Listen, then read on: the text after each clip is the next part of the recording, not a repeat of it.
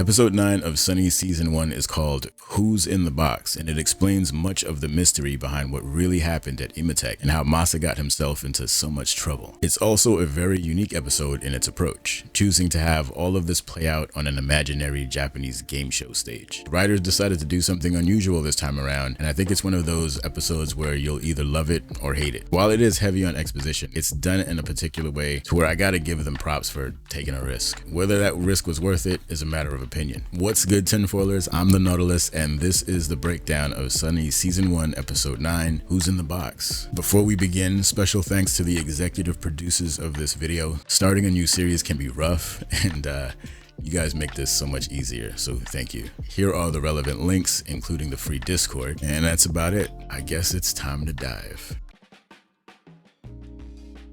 Episode 9 is centered around S1E specifically, and you can imagine it as S1E peering into her own subconscious by means of the programming that Masa set for her to perform should she find herself crossing certain boundaries in the real world. The question that is really being asked here is, were her actions virtuous or was she being selfish? Did S1E do more harm than good, regardless of her intentions? And the fact that these events play out on the set of this crazy Japanese game show, it makes the entire episode feel very surreal. But the reality is, this is a trial and S1E's life is on the line, so to speak. Her programming requires her to review the evidence and decide on whether or not to self-delete. But of course, this ends up being a much more complicated affair than S1E would have liked. S1E's been wrestling with the big who am I question for a while now. But in this episode, she gets hit with some answers. And surprise, surprise, not exactly comforting. But S1E digs deeper into her origins by recalling her memories and uncovering more about why she was created in the first place. We learn that Masa was a sort of genius in the field of robotics, and he headed a department within emitech that was secretly working on the perfect robot companion. Their goal, officially, was to create robot companions for lonely, socially disaffected people. The idea is that the robots would help these people who have fallen through the cracks socially and help them get back to a healthier social life. S1E was one of 6 advanced AI prototypes that were being tested with real human subjects. Now, Masa realized that because of the emotional AI programming in these robots, they're very complex, so they're more than capable of all kinds of inappropriate and even illegal acts. So whenever Masa caught one of these actions, he would try to patch it out. Seems kind of like filling potholes, but it ends up more like playing whack-a-mole. But we do learn that Masa had good intentions all along. Things just got way out of hand. But the reason for all of this is that he made his goal in life to defeat the plague of loneliness, which is an admirable goal if you ask me. But you're not asking me, are you?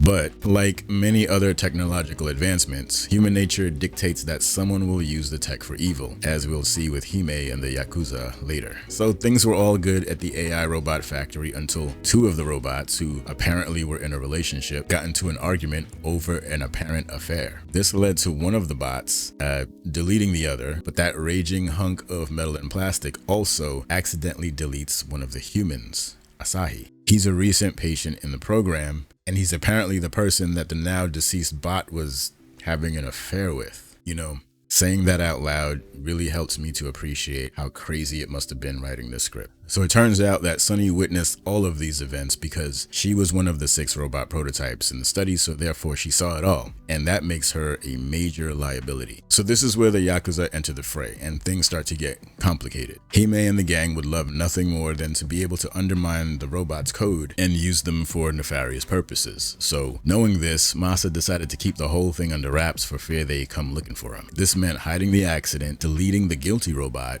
and wiping S1E's memory of the events. Hime confirms all of this for us, stating that her intentions were to get backdoor access to the robot's code so that they could use them to hurt people. She explains that by pushing S1E to do questionable things, she would eventually be able to remove the inhibitions baked into her code and unlock that final form. So when S1E learns about this choice that Masa made to hide everything, she confronts him about it, and he explains to her that everything he did, questionable or not, he did it for Susie. He says that Susie is where he used to be, and he truly believes that S1E can save her. He seems good with his decisions, even though he recognizes how questionable they are.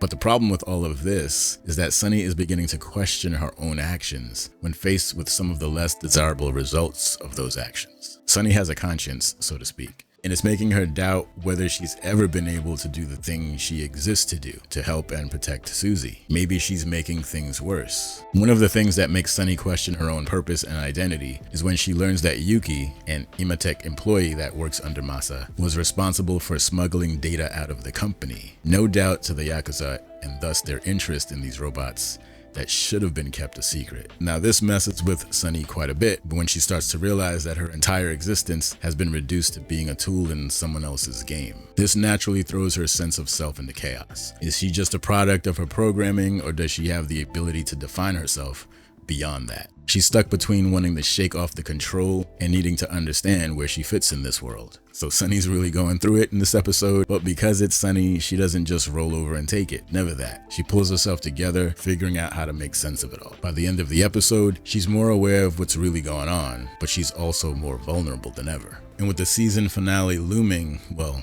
you know things are about to get even wilder.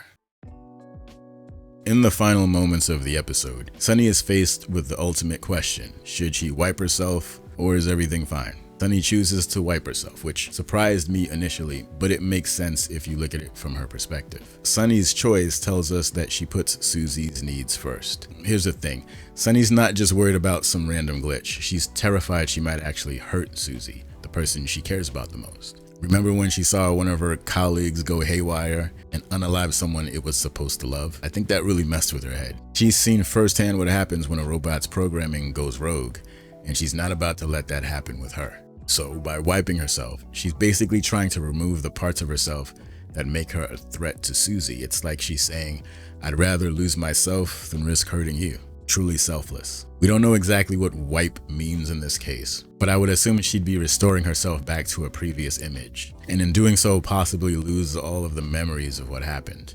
So in a way, it's a small death. She also knows that the Yakuza are after her because they know she's capable of killing, and they want to harness that power. They see her as a weapon that they can replicate into other robots. So by wiping her code, she's also pulling the plug on their twisted plans. It's a desperate, self-sacrificing play, but it's the only way Sunny can think of to protect the person she loves.